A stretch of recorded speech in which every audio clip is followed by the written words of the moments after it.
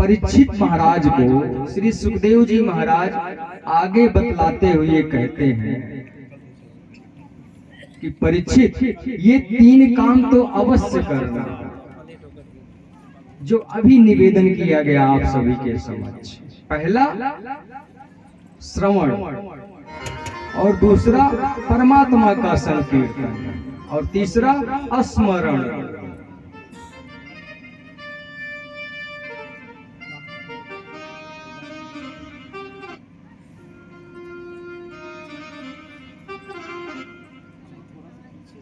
फिर परीक्षित जी महाराज हाथ जोड़कर निवेदन करते हैं कि प्रभु अब थोड़ा सा हमको सृष्टि रचना के बारे में बतलाइए कि इस सृष्टि की रचना कैसे हुई। तब श्री सुखदेव जी महाराज सृष्टि रचना का वर्णन करते हुए कहते हैं कि सुनो परीक्षित, सबसे पहले ब्रह्मा का प्राकट्य होता है। ब्रह्मा से मनु शत्रुपा प्रकट होते हैं। इनकी 3 कन्याएं होती हैं, आकुति, देवहूति और प्रसूति। आकुति का विवाह रुचि प्रजापति के साथ होता है, देवहूति का विवाह कर्दम ऋषि के साथ होता है, और प्रसूति का विवाह दक्ष प्रजापति के साथ होता है।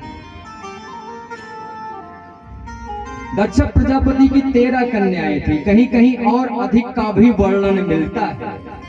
इनमें सबसे छोटी का नाम था सती, जिनसे हम भली भांति परिचित हैं हम सभी लोग। हालांकि श्रीमद् भागवत महापुराण में सती चरित्र को इतना विस्तार से नहीं बतलाया गया है जितनी कृपा तुलसी बाबा कर दिए हैं हम सभी के ऊपर। वहां तो सिर्फ प्रच्छन्न रूप से बतलाया गया है, संक्षिप्त रूप से ही मार्गदर्शन किया गया है, संकेतों में ही हम सभी को ज्ञान कराया गया है।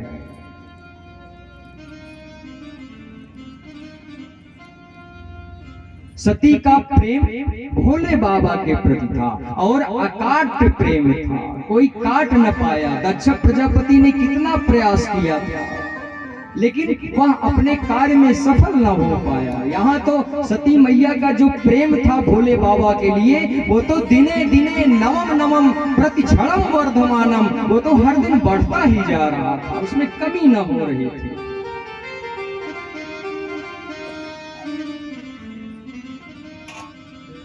तो आप सभी लोग जानते हैं कि सती के स्वयंवर में भोले बाबा प्रकट होते हैं और सती मैया का वर्ण करके वहां से चले जाते हैं। तो एक बार एक यज्ञ का आयोजन किया गया था, दक्ष प्रजापति ने किया था। तो वहां पर सभी देवता ऋषिगण मुनि सभी आए हुए थे। दक्ष प्रजापति का भी आगमन जब उस यज्ञशाला में होता है तो जो उनसे छोटे पदाधिकारी थे वो सब खड़े हो गए। भोले बाबा न खड़े हुए, वो अपने आसन पर ही बैठे रहे। दक्ष प्रजापति को ये बात जमी, तो सोचने लगे ठीक है, ब्रह्मा हमारे पिता हुए, वो सम्मान में न उठे, विष्णु हमारे आराध्य हैं, वो सम्मान में न उठे, लेकिन ये तो हमारे जमाई हैं, इनको तो हमारा सम्मान करना था, लेकिन ये कहाँ हमारा सम्मान करेगा, ये मरघटवासी शमशानवासी, ये क्या जाने संसार में कैसे जीवन यापन किया जाता है, किसको सम्मान देना है किसको नहीं देना है, ये क्या जाने। ये तो अवघड़ स्वभाव वाला फकीर ये क्या बतला सकता है। उसी दिन से ही फिर जहां कहीं भी दक्ष प्रजापति यज्ञ आदि का अनुष्ठान करते, भोले बाबा को निमंत्रण नहीं भेजा करते।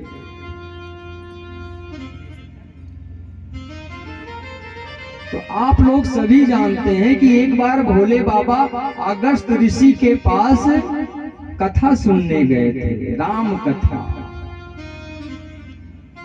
इसलिए गए थे कि एक बार विंध्याचल पर्वत को अभिमान हो आया और वह पर्वत अपना विस्तार करने लग गया था, बढ़ने लग गया था। तो सभी पर्वतों के गुरु हैं अगस्त जी महाराज, ये उस समय काशी में विराजमान थे।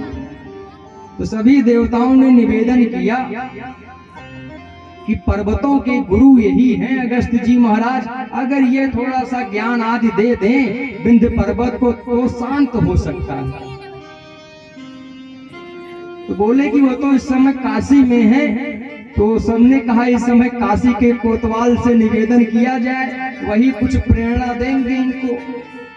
तो सभी लोग भूत भावन भगवान भोलेनाथ का स्मरण करते हैं कि प्रभु आपकी ही काशी नगरी में इस समय अगस्त मुनि विराजमान हैं, उनको प्रेरित करिए कि वो जाकर के विंध्य पर्वत को शांत करें। वो फैल रहा है, अपना विस्तार कर रहा है। यदि वह ऐसा ही करता रहा तो एक स्थिति ऐसी बनेगी जब पृथ्वी 2 पार्टों में विभक्त हो जाएगी। तो शिव बाबा की प्रेरणा से अगस्त मुनि के हृदय में भगवान प्रकट होते हैं और कहते हैं कि अगस्त महाराज ऐसी ऐसी बात है, अभी आप जा करके विंध्य पर्वत को शांत करिए। अगस्त महाराज कहने लग गए, प्रभु काशी का कौवा भी काशी नहीं छोड़ना चाहता है और आप हमसे कह रहे हैं काशी छोड़ने के लिए। अब भगवान कहते हैं कि अभी तो जाओ विंध्य पर्वत को शांत करो, फिर तुम जहां कहीं भी रहोगे मैं आऊंगा और तुमसे कथा श्रवण करके तुम्हारा मान बढ़ाऊंगा, तुम्हारा सम्मान करूंगा। जब ऐसा आश्वासन भोले बाबा से अगस्त ऋषि को प्राप्त हुआ तो बिना देरी किए वो वहां से विंध्य पर्वत के पास पहुंचते हैं। गुरु को आया देख विंध्य पर्वत झुककर प्रणाम करता है। तो ऐसा कहा जाता है कि फिर अगस्त ऋषि ने कहा कि ऐसे ही झुके रहना जब तक मैं लौट कर नहीं आता। तो सभी लोग जानते हैं जो जाता है वो फिर कहाँ आता है।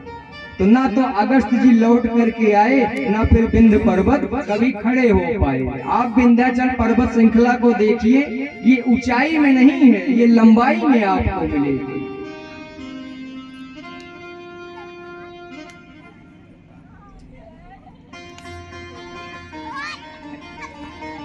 तो त्रेता युग में भोले बाबा सती मैया को लेकर के कथा सुनने के लिए गए। किसके पास? अगस्त ऋषि के पास। भोले बाबा भी इसका वर्णन मानस में करते हैं। एक बार त्रेता युग माही शंभु गए कुंभज ऋषि माही। एक बार त्रेता युग माही शंभु गए कुंभज ऋषि माही। संग सती जग जननी भवानी पूजन ऋषि अखिलेश्वर ज्ञानी। संग सती जग जननी भवानी पूजन ऋषि अखिलेश्वर ज्ञानी। बात सुनत रघुपति कुल पाथा कछु दिन रहे गिरिनाथा। बात सुनत रघुपति कुल पाथा कछु दिन रहे गिरिनाथा। मुनि संग विदा मांगे त्रिपुरारी चले पवन संग दक्ष कुमारी। मुनि संग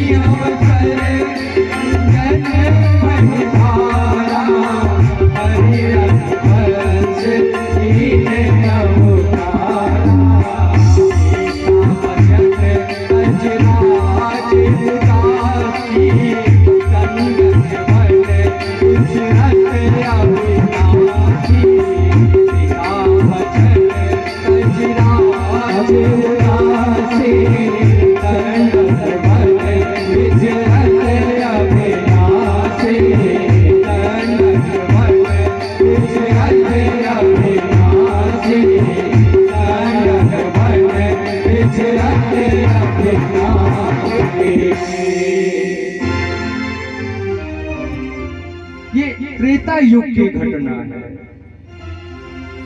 तो उसी मान सम्मान को बढ़ाने के लिए अगस्त ऋषि के त्रेता युग में भोले बाबा सती मैया के साथ कुंभज ऋषि अर्थात अगस्त ऋषि के पास कथा सुनने के लिए गए।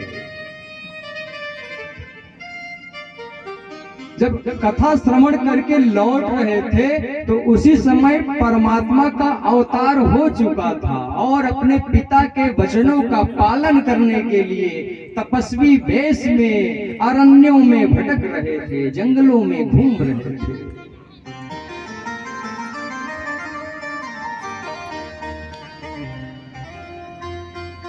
जब भोले बाबा की नजर परमात्मा पर पड़ी तो हर्ष भी हुआ और विषाद भी हुआ, प्रसन्नता भी हुई और दुख भी हुआ। प्रसन्नता इस बात की कि आराध्य के दर्शन हो गए और दुख इस बात का कि परमात्मा लीला के लिए आए हुए हैं। यदि मैं ऐसे जाता हूं तो कहीं लीला खुल न जाए, लीला खुलने का भी डर है, लीला के भेद प्रकट न होने पाए आम जनमानस के अंदर, इसलिए दुविधा में भी है। तो तुलसी बाबा लिखते हैं कि भोले बाबा गए नहीं, वहीं से प्रणाम कर लिया। जय सच्चिदानंद जग पावन अस कहीं चले मनोज नशा, वहीं से प्रणाम कर लिया। तो जब भोले बाबा ने प्रणाम किया तो प्रणाम करते समय सीता सती मैया की नजर पड़ गई भोले बाबा पर। तुरंत शंका का बीज मन में प्रस्फुटित हो गया, उत्पन्न हो गया, बढ़ने लग गया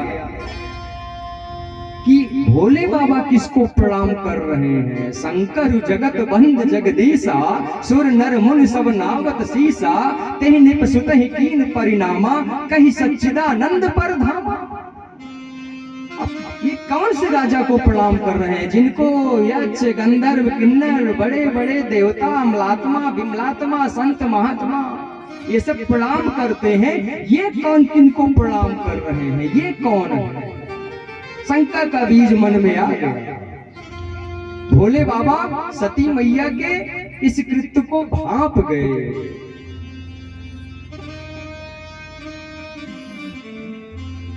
भोले बाबा ने बतलाया सती मैया को, सती अभी जिनकी कथा सुन के आ रही हो अगस्त ऋषि के महाराज के आश्रम से, ये वही हैं स्वयं मम इष्ट देव रघुवीरा, यही तो हमारे इष्ट हैं। जासु कथा कुंभज ऋषि गाई, जिसकी कथा अगस्त ऋषि ने सुनाई, यही तो है।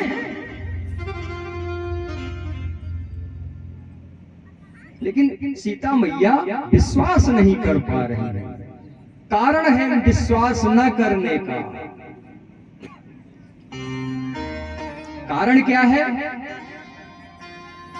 कि कथा सुनने तो गई लेकिन कथा सुनी नहीं। बैठी तो रही शरीर से लेकिन मन कथा में न लगा। इसलिए बाबा कहते हैं कि कथा सिर्फ भोले बाबा ने सुनी, सती मैया ने न सुनी। कहत सुनत रघुपति गुण गाथा, जाते समय तो सती मैया को भगवान ने तुलसी बाबा ने बहुत बड़ी उपाधि दे करके भेजा था। संग सती जग जननी भवानी, ये तो संसार की माता हैं जो अपने आराध्य की कथा सुनने के लिए जा रही हैं अपने स्वामी के साथ। इतनी बड़ी उपाधि दे दी थी बाबा तुलसी ने। लेकिन लौटते समय बाबा भी जान गए कि नहीं, ये जगत जननी नहीं है, ये तो साधारण वही दक्ष प्रजापति की कन्या है। इसी समय लौटते समय भोले बाबा के लिए लिखते हैं तुलसी बाबा, चले भवन संग दक्ष कुमारी। वहां जगत जननी नहीं कहा, वहां अंबा नहीं कहा, क्योंकि देख लिया तुलसी बाबा ने कि इसका मन तो कथाओं में नहीं लग रहा है।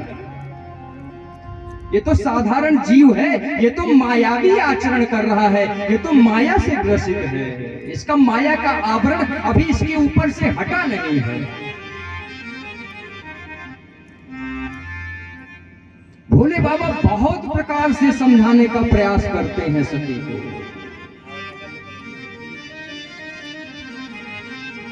अधीर होकर के भोले बाबा को तो यहां तक कहना पड़ता है कि ऐ सती मोरे कहे न संशय जाही, विधि विपरीत भलाई नहीं। मेरे कहने से भी तुम्हारा संशय नहीं जा रहा है, मुझे तो जानती हो, यदि उनको नहीं जानती हो तो, कि मुझे भी तुम नहीं जानती हो कि मैं कौन हूं।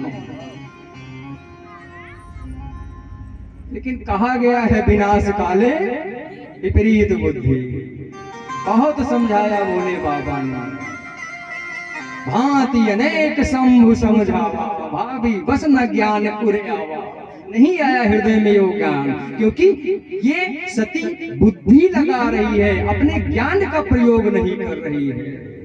और बुद्धि के बारे में अभी अभी निवेदन किया था कि ये आपका विनाश भी कर सकती है। ज्ञान का प्रयोग तो भोले बाबा कर रहे हैं, इसीलिए समझा रहे हैं।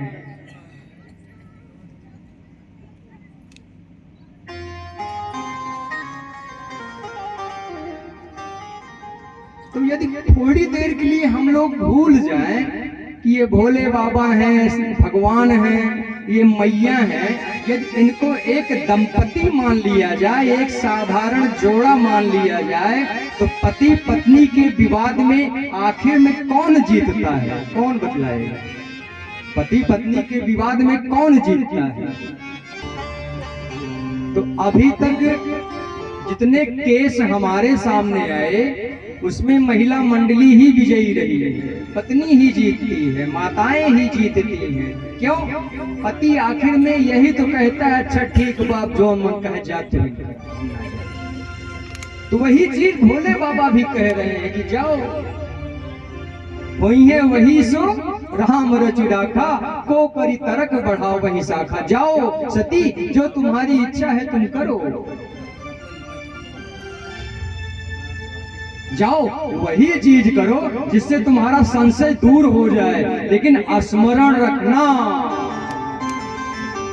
कि तुम्हारा कार्य सिद्ध हो जाए, उसमें कोई गड़बड़ी ना होने पाए।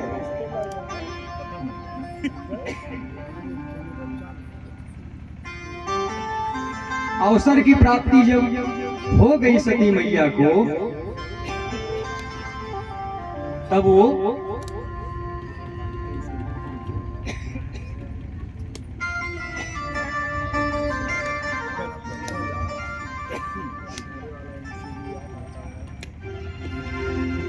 जब अवसर की प्राप्ति सती को हो गई, तो अब ये सोच रही है कि मैं ऐसा कौन सा उद्यम करूं, कौन सा ऐसा कार्य करूं जिससे जो शंका है मेरे मन में ये समाप्त हो जाए।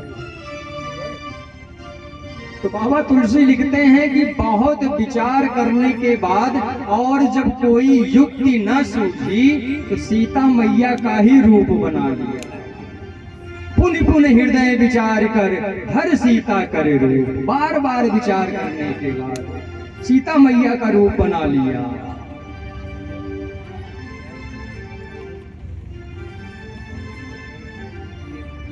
और जब सीता मैया का रूप बना लिया तो जिस रास्ते से दोनों राजकुमार आ रहे थे, अर्थात श्री राम जी और लक्ष्मण भैया, उसी मार्ग पर आगे आगे जाकर के खड़ी हो गई सीता के रूप में सती मैया। तो सबसे पहले नजर किसकी पड़ी? लक्ष्मण भैया की। अब यही गौर करने वाली बात है, सती ने किसका आश्रय लिया सच जानने के लिए, अपनी शंका को मिटाने के लिए? सती ने माया का आश्रय लिया। और माया कौन है? माया तो उस परम पिता परमात्मा के चरणों की दासी है, वो तो मायापति है। तो आप ही बतलाइए, क्या सेवक में इतना सामर्थ्य होता है कि वो स्वामी को आदेश दे सके? नहीं होता है। भले ही आज सती ने सीता मैया का रूप धारण कर लिया, लेकिन वो मायापति हैं, उनके सामने माया बिल्कुल नहीं चलती है। इसलिए उस मायापति की तो बात छोड़ दीजिए, तुरंत लक्ष्मण भैया टोक देते हैं और टोकते हुए सीधे नाम लेकर के बुलाया है कि कहूँ बहोर कहाँ वृष के तू, और विपिन अकेले फिर ही कहीं है तू, कि हे सती मैया भोले बाबा कहाँ है, तुम यहाँ इस निर्जन वन में अकेले क्यों विचरण कर रही हो। अब सती मैया को काटो तो खूने नहीं सकता। आप पूरे विश्वास में हैं कि मैंने इतना बढ़िया अपना रूप बना लिया है मेकअप वगैरह करके कि अब सामने वाला व्यक्ति मुझको पहचान नहीं सकता है, और सामने वाला व्यक्ति आपको पहचान जाए तो आप मन में यही सोचते हैं कि अरे सब किए कराए पे पानी फिर गया, सब सत्यानाश हो गया, ये तो पहचान गए हैं। वही स्थिति सती मैया की भी हो गई। अब करे भी तो क्या, बस सर नीचे करके अपने पैरों के अंगूठे से जमीन को खोदने लग गई। कुछ दिमाग में सूझ ही नहीं रहा कि करे तो क्या करे। भगवान भांप गए कि अब सती मैया को कष्ट हो रहा है, उनको पीड़ा हो रही है। सती मैया तो नेत्र बंद करके बैठी हुई हैं, क्योंकि उनकी सारी युक्ति तो धरी रह गई। वो तो इस चक्कर में आई थी कि अभी अभी देखना ये सीता समझ करके मुझको गले लिपटा लेंगे और इनका सारा का सारा प्रभुत्व, सारी की सारी भगवत्ता धरी की धरी रह जाएगी। लेकिन सती तो चूक गई, क्योंकि उसने माया का आश्रय लिया। ये तो उसने भक्ति का आश्रय लिया होता, प्रेम का आश्रय लिया होता, प्रेम मार्ग का वर्ण किया होता, तो आज उसकी ऐसी दशा न होती, वो आशीर्वाद प्राप्त कर रही होती, इस पश्चाताप में न चल रही होती। वो तो पश्चाताप में जलने लग गई कि मेरे कृत्य कैसे थे, मैंने ये कौन सा अनर्थ कर दिया, मैं उनकी परीक्षा लेने चली आई, मेरे स्वामी कितना मुझे समझाए।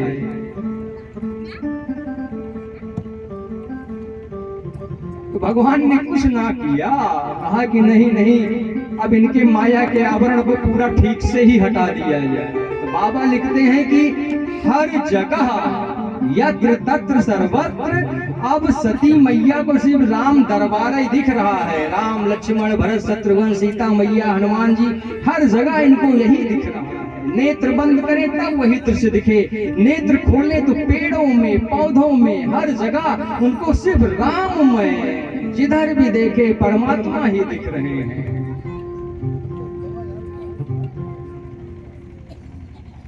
जान तो गई सती मैया की मुझसे चूक हो गई, लेकिन करे तो क्या करें। काफी देर विचार करने के बाद चुपचाप आकर के भोले बाबा के सम्मुख खड़ी हो गई। भोले बाबा ने पूछा क्यों, हो गई परीक्षा, पता चल गया कौन है।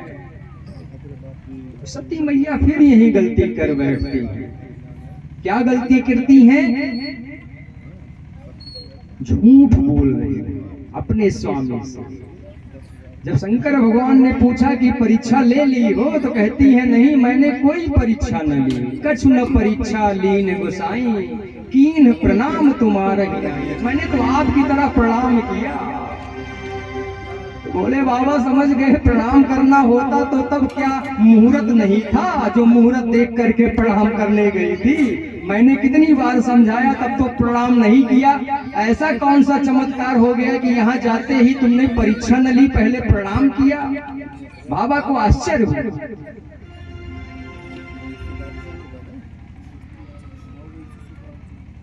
तुलसी बाबा लिखते हैं कि भोले बाबा ने तब ध्यान लगाया, तब देखा शंकर धर ध्याना, सती झोपी में चरित सब जाना। तब देखा शंकर धर ध्याना, सती झोपी में चरित सब जाना। सती झोपी में चरित सब जाना, सती झोपी में चरित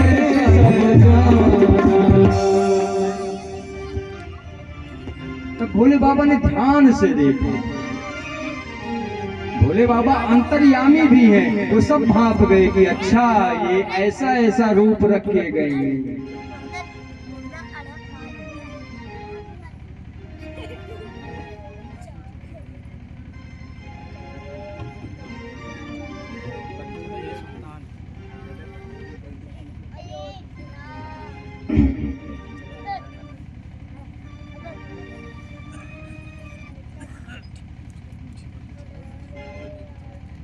भोले बाबा बड़े दुखी हो गए जब उनको सारा कृत्य पता चला, और दुखी विशेष इसलिए हुए, यदि सती कोई और रूप बना लेती तब पर भी ठीक था, लेकिन इसने जो रूप बनाया वो किसका रूप था? सीता मैया का रूप था। और भगवान राम भोले बाबा के क्या हैं? बहुत कथा सुनते हैं। भोले बाबा राम जी के क्या हैं और राम जी भोले बाबा के क्या हैं? दोनों एक दूसरे को अपना गुरु मानते हैं। राम भोले बाबा को अपना गुरु मानते हैं, खुद चेला बने रहते हैं, और शंकर भगवान राम जी को अपना गुरु मानते हैं, खुद चेला बने रहते हैं। तो भगवान राम भोले बाबा के लिए गुरु रूप में हैं, और सती मैया ने किसका रूप बनाया? सीता मैया का रूप बनाया। तो हमारे शास्त्र कहते हैं कि गुरु की पत्नी माता के समान होती है साहब, और सती ने सीता मैया का रूप बनाया, अर्थात इसने तो मेरी माता का रूप धर लिया। अब एक माता को क्या पत्नी के रूप में ये संसार, ये समाज स्वीकार करता है? नहीं करता है। भोले बाबा ने इसको प्रकट भी नहीं किया, बस मन ही मन ऐसा विचार कर लिया कि सती ने बहुत अनर्थ कर दिया, अब मैं इसका वर्णन नहीं कर सकता हूँ। शिव संकल्प कीन मन माही, यही तन सती भेंट अब नाही। इस शरीर से तो मैं सती का वर्णन नहीं कर सकता हूँ, जाहिर न होने दिया। तुरंत सब लोग कैलाश लौट करके आते हैं, भोले बाबा समाधि में चले जाते हैं। इधर सती मैया चिंतित रहती हैं प्रत्येक दिन की मैंने बहुत गड़बड़ किया। हर दिन बस भगवान से एक ही प्रार्थना, एक ही निवेदन, हे प्रभु मुझे बता दो, हे प्रभु मुझे बता दो, चरणों में कैसे आऊं, हे प्रभु मुझे बता दो, हे प्रभु मुझे बता दो, चरणों में कैसे आऊं, माया के बंधनों से, माया के बंधनों से अब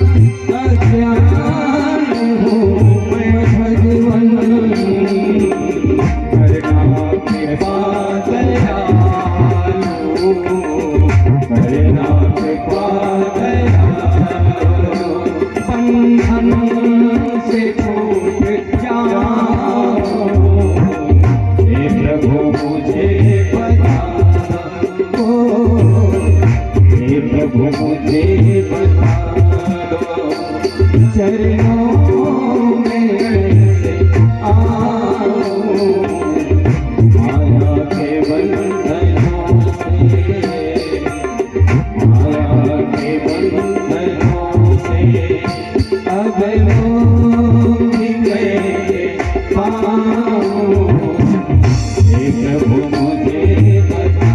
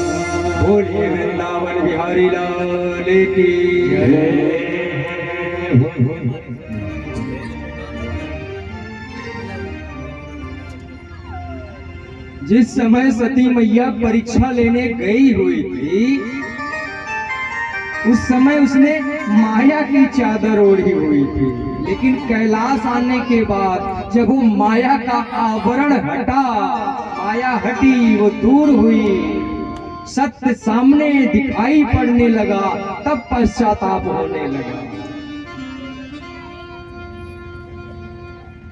वो तो भगवान से बस यही कामना करती है कि भगवान कितनी जल्दी हो मेरा ये शरीर छूट जाए, लेकिन निवेदन है यदि भोले बाबा के चरणों में मेरी इतनी भी प्रीत है तो मुझे हर जन्म में यही वैरागी ही मिले, यही भोले बाबा मिले।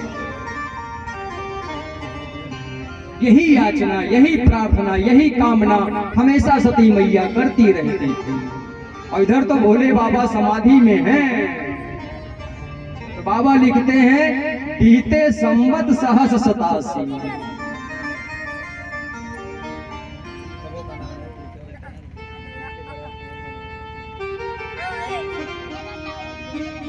एक लंबे अंतराल के बाद कई हजार वर्षों के बाद जब भोले बाबा के नेत्र खुले और इसकी जानकारी सती मैया को हुई तो भागी भागी गई, सामने प्रणाम किया।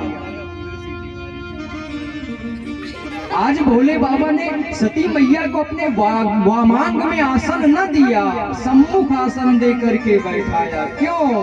क्योंकि आभास कराना चाहते हैं कि अब इस स्थान के योग्य तुम नहीं हो।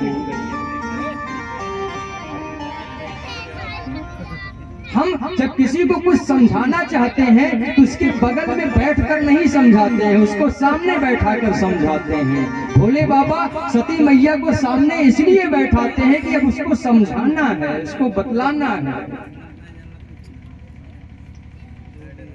सती मैया सम्मुख बैठी हुई थी कि उसी समय आकाश मार्ग से बहुत सारे वाहन भी जा रहे थे।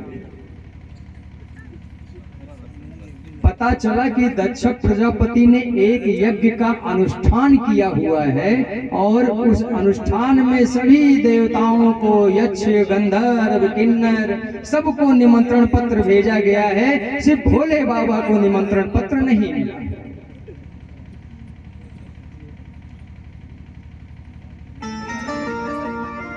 सती मैया हाथ जोड़कर भोले बाबा से निवेदन करती हैं कि प्रभु, मायके में एक यज्ञ का अनुष्ठान हो रहा है, मेरी जाने की प्रबल इच्छा है, यदि आपका आदेश हो तो मैं जाकर के हो आऊं।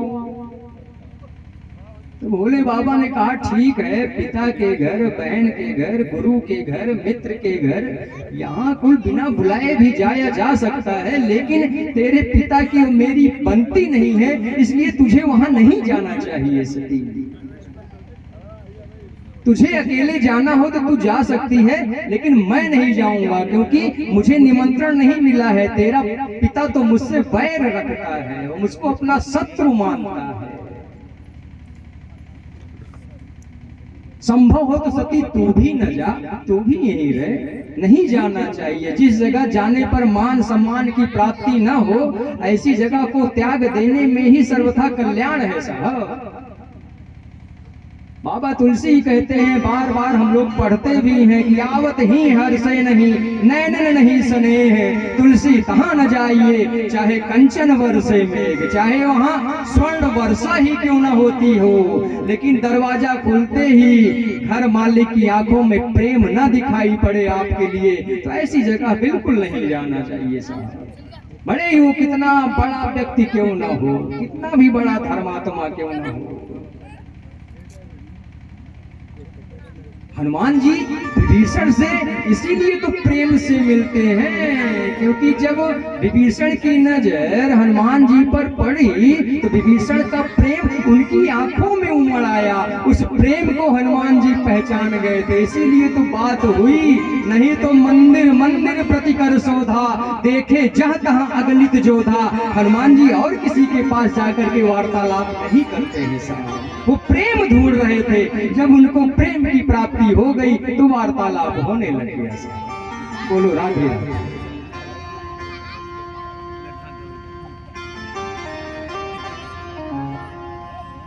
सती मैया नहीं मानी, बोली नहीं नहीं हम तो जाएंगे, जाएंगे थोड़ा घूम के आ जाएंगे, क्या हुआ, ऐसे इसी बहाने अपनी माँ से भी मिलाएंगे। फिर भोले बाबा ने वही किया, अभी थोड़ी देर पहले बतलाया कि पत्नियों से पति कहाँ जीत पाता है। फिर भोले बाबा हार गए। ठीक है भैया जाना है तो जाओ, 2-4 गढ़ सेवक साथ में दे दिए, कहा ले करके जाओ, इनका यज्ञ अनुष्ठान पूरा हो जाएगा तो वापस ले करके आ जाना। गए।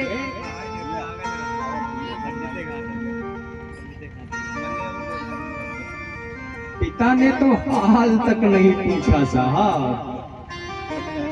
दक्ष न कछ पूछे कुशला। और जो उनकी और बहनें थी वो तो व्यंग भरी नजरों से सती मैया को देख रही हैं। भगनी मिली बहुत मुस्काता, लेकिन फिर वही बात साहब, माता तो माता ही होती है, सादर भले ही मिली एक माता।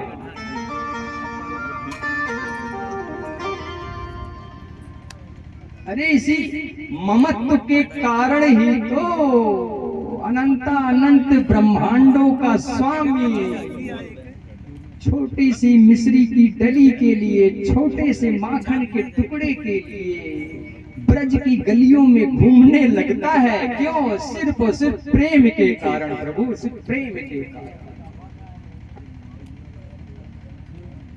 जिनकी पंख भ्रिकुट के भय से सागर सप्त उबलते देखा, उनको मां यशोदा के भय से अश्रु वृंद दृग ढलते देखा।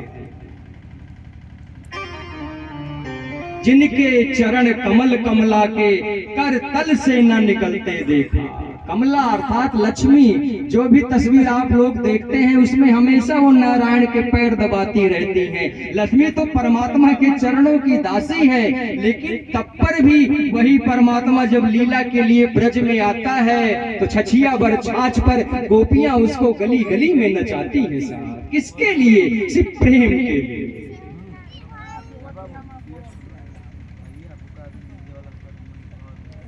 तो बाबा लिखते हैं, सादर भले ही मिली एक माता, एक माँ ही बड़े प्रेम से मिली। बहुत बढ़िया कि वो बिटिया तू आई हो, अपने पापक जनते यहाँ आओ आओ बतावा हाल चाल कैसा गवैया। ठीक है, हाँ बैठे, फिर बातचीत हुई, हाल चाल हुआ। अरे जलपान आदि करने के बाद सती मैया के मन में उत्कंठा हुई कि चलो देख करके आते हैं यज्ञ आदि की क्या व्यवस्था हुई है। मेरे पिताजी ने कौन सा बनियान बना करके रखा हुआ है जिसमें हमारे पति, हमारे आराध्य, हमारे स्वामी को नहीं बुलाया। गए सती मैया, हर जगह देखने लगी नजर घुमा घुमा करके, तो काहू न देख शंभु कर भागा। कहीं पर उनको भोले बाबा का आसन दिखलाई न पड़ा।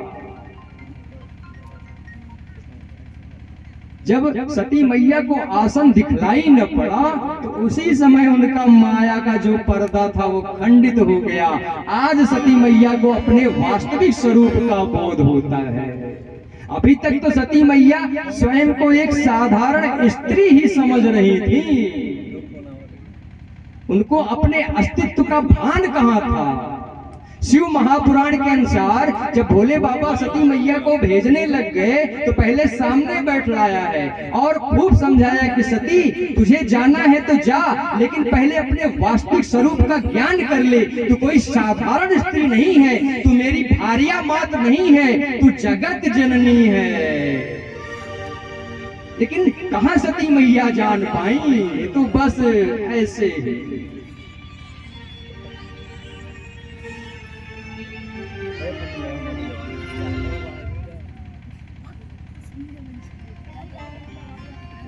सती मैया अपने स्वामी का अपमान बर्दाश्त न कर पाई। अभी तक तो उनका अपमान होता रहा कि पिता ने बात नहीं की, ठीक है कोई बात नहीं, बहनें आकर के गले न लिपटी, ठीक है कोई बात नहीं, लेकिन मेरे स्वामी का अपमान, मेरे आराध्य का अपमान, ये बात सती मैया को ठीक न लगी और तुरंत वहीं पर निर्णय कर लिया कि अब इस शरीर का कोई प्रयोजन नहीं है।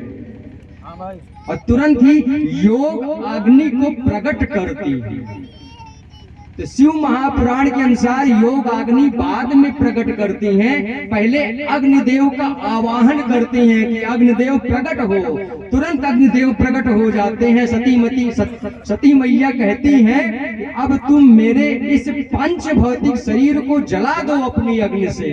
तो अग्निदेव हाथ जोड़कर खड़े हो जाते हैं और कहते हैं कि मैया हमको स्वयं तुमसे ही अग्नि प्राप्त होती है, तो मेरे अग्नि में इतना सामर्थ्य नहीं है जो आपके इस पंच भौतिक शरीर को स्वाहा कर सके, उसको जला सके। ऐसा कहकर अग्निदेव प्रणाम करके वहां से अंतर ध्यान हो जाते हैं। तब सती मैया अपनी योग अग्नि का ध्यान करती हैं, योग अग्नि के प्रभाव से अपने इस पंच भौतिक शरीर का त्याग कर देती हैं। सती मैया के शरीर के छूटते ही तुरंत उधर भोले बाबा को भी खबर हो जाती है। तो कहानी आप लोग जानते हैं। तुरंत अपनी जटा से एक बाल नोच करके धरती पर पटकते हैं तो वहीं पर वीरभद्र जी प्रकट हो जाते हैं। वीरभद्र को आदेश होता है कि तुरंत जाओ दक्ष प्रजापति के यज्ञ में और दक्ष सहित उसके पूरे यज्ञ को विध्वंस कर दो, खंडित खंडित कर दो, कहीं कुछ शेष न रहे।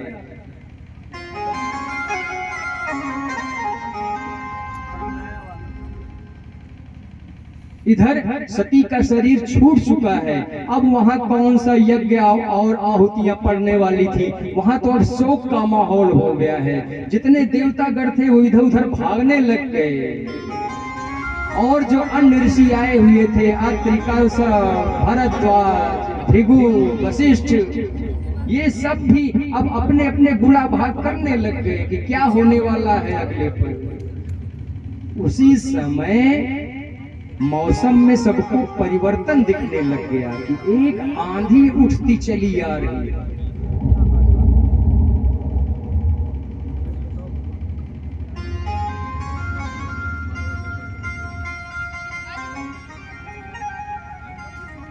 सबको लगा कि ये कोई आंधी आ रही है, लेकिन वास्तविकता में ये आंधी नहीं थी।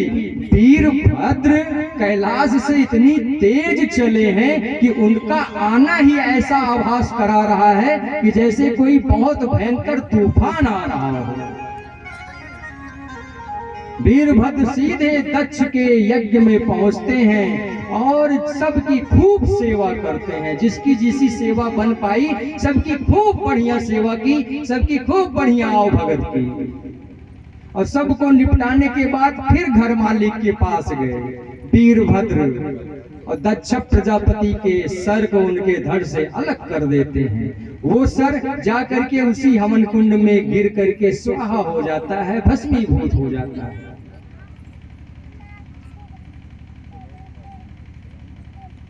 प्रसूति मैया वो विलाप करने लग जाती हैं। तुरंत ब्रह्मा भी प्रकट हो जाते हैं, विष्णु भी चले आते हैं, सभी देवता अब धीरे धीरे एकत्रित होने लग जाते हैं। फिर भोले बाबा का भी आगमन होता है और सब भोले बाबा से प्रार्थना करते हैं कि इसको अभय प्रदान कर दीजिए, इससे गलती हो गई, चूक हो गई, आपका दास है, आपके ससुर हैं, इन पर कृपा करिए। तो भोले बाबा का स्वभाव तो हम सभी लोग जानते हैं, छड़े रुष्टा, छड़े तुष्टा, रुष्टा टुष्टा, छड़े छड़े, पल भर में ही क्रोधित हो जाते हैं, पल भर में ही इतने दयालु हो जाते हैं कि वरदानों की झड़ी लगा देते हैं। तो तुरंत वहीं पर दक्ष प्रजापति को बकरे का सिर लगाया जाता है और बकरे का सिर लगाने के बाद वो प्रणाम करने के लिए बोलना चाहता है लेकिन बोल नहीं पाता है। तो बकरा कैसे बोलता है? इसमें है कोई बकरा मालिक? उनको तो पता होगा कैसे बोलता है। तो बकरे की तरह बोलने लग गए। तो इसके बोलने की आवाज को सुन करके भोले बाबा को हंसी आ गई। आप लोग कुछ साधु सन्यासियों को देखते होंगे, सुबह सुबह जब वो जल चढ़ा देते हैं तो मुंह ऐसे करके बू बू बू करते हैं। क्यों करते हैं? ये वही दक्ष प्रजापति की स्थिति है। वो भी ऐसे ऐसे ही करते हैं, बोल नहीं पा रहे थे। तो जो भी ऐसे ऐसे करता है, ऐसी मान्यता है कि भोले बाबा को अपने ससुर की याद आ जाती है। इसलिए ऐसा प्रचलन में है कि भोले बाबा को जल चढ़ाएं, बम बम भोले करके ऐसे ऐसे कर लेना चाहिए। महादेव जटा धारी, भोले शंकर हे त्रिपुरारी। महादेव जटा धारी, भोले शंकर हे त्रिपुरारी। मेरी हस्ती के मालिक तुम, मेरी हस्ती के मालिक तुम, मेरी हस्ती के मालिक तुम।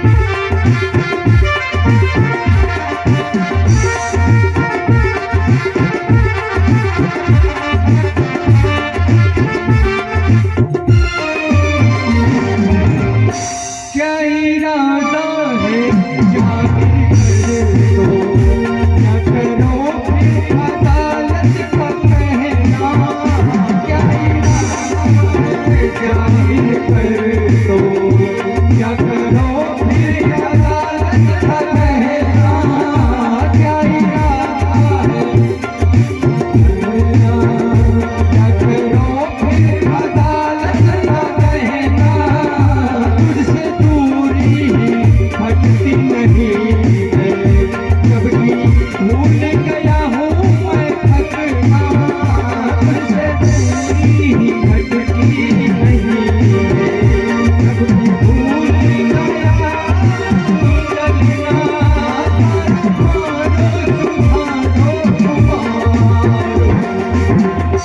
तारो मारो तुम्हारो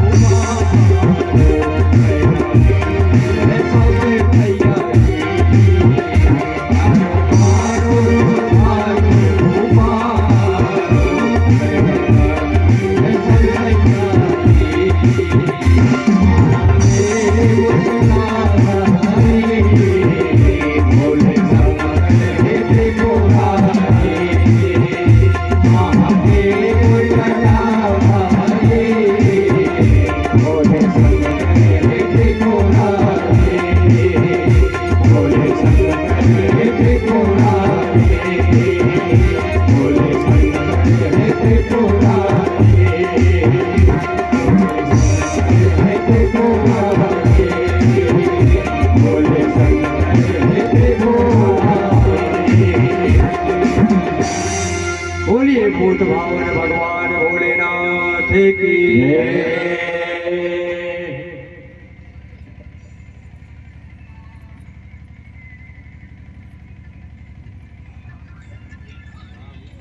बकरे का सिर लगने के बाद भी दक्ष प्रजापति में बोलने का साहस सामर्थ्य पैदा न हो पाया। फिर भगवान की कृपा होती है तो उसी वो बकरे के सिर से ही मनुष्य जैसा बोलने लग जाते हैं, और ये कृपा सिर्फ परमात्मा ही कर सकता है। आए दिन कभी कभी हम लोग भी अपनी तुलना भगवान से कर ही बैठते हैं अनायास, पौंड्रक की तरह। जैसे पौंड्रक करता था, अपने आप को दूसरा वासुदेव मानता था, वैसे हम आप भी कभी कभी अवसर पड़ने पर अपने आप को भगवान साबित करने के लिए हम भगवान से भी कंपटीशन कर लेते हैं। कहते हैं अरे ठीक ही तो है, भगवान ने भी तो ऐसा किया था।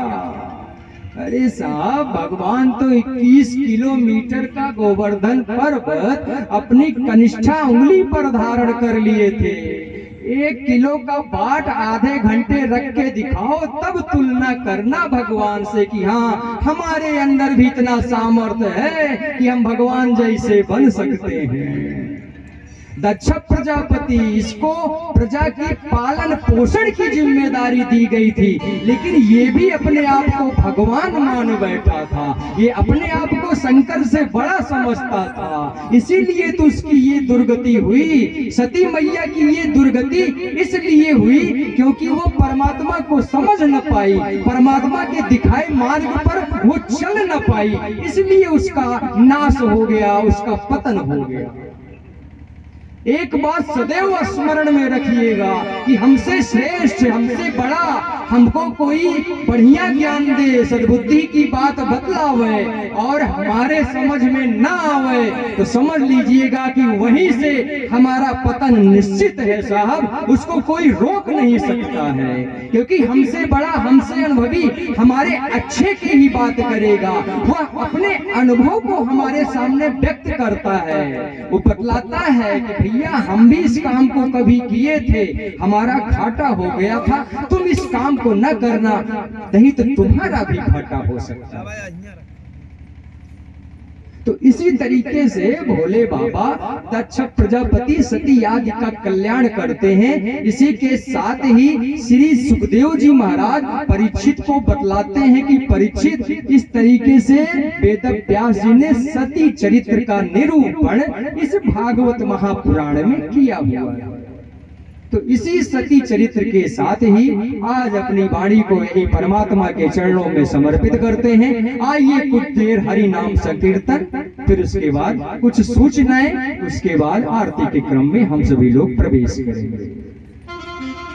मधुरे मधुरे नाम सीताराम सीताराम, मधुरे नाम सीताराम सीताराम, मधुरे मधुरे नाम सीताराम सीताराम, मधुरे मधुरे नाम सीताराम सीताराम, मधुरे मधुरे नाम सीताराम सीताराम, मधुरे मधुरे नाम।